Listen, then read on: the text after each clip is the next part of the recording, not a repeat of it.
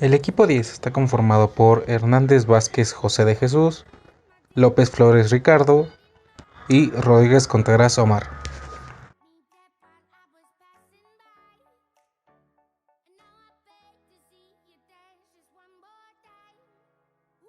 Circuito en serie. Es un circuito donde solo existe un camino para la corriente, desde la fuente suministradora de energía a través de todos los elementos del circuito, hasta regresar nuevamente a la fuente.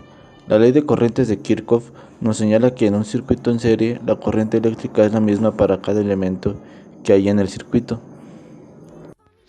Circuito paralelo. Cuando hablamos de un circuito en paralelo o una conexión en paralelo, nos referimos a una conexión de dispositivos eléctricos, como bobinas, generadores, resistencias o condensadores, etc., colocados de tal manera que tanto los terminales de entrada o bornes de cada uno como sus terminales de salida coincidan entre sí.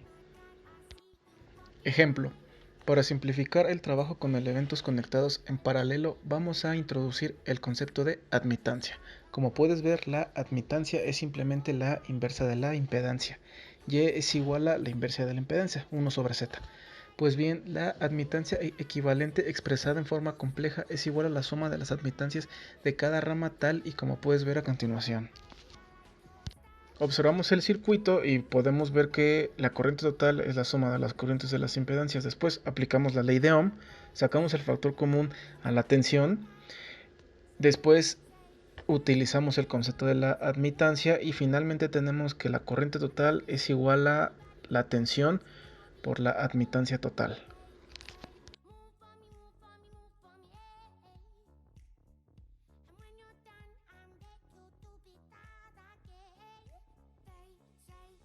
En el desarrollo de la práctica se nos pidió realizar el siguiente circuito con nuestro material, el cual es un circuito mixto, ya que se cuenta con circuitos en serie y circuitos en paralelo.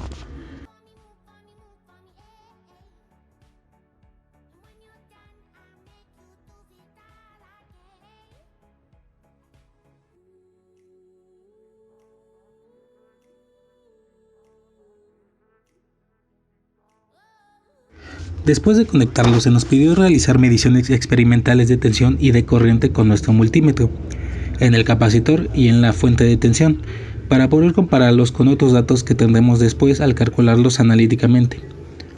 Al acabar de medir con el multímetro los datos solicitados, los colocamos en una tabla que es la siguiente que me muestra.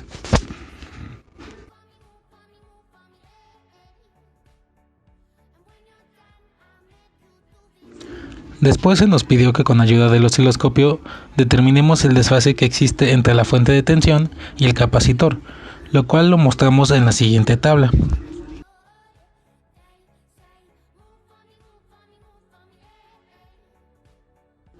Para finalizar la práctica, tuvimos que determinar las tensiones y corrientes en la fuente de tensión y en el capacitor de manera analítica, para poder compararlos con los datos que obtuvimos de manera experimental.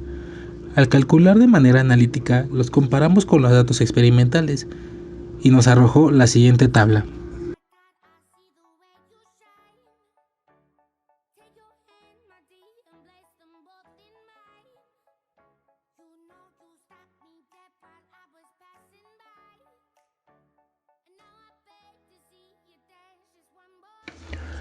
Como conclusión, podemos decir que en la práctica pudimos desarrollar nuestras habilidades en circuitos mixtos y en la utilización de los componentes del laboratorio para poder desarrollar las prácticas.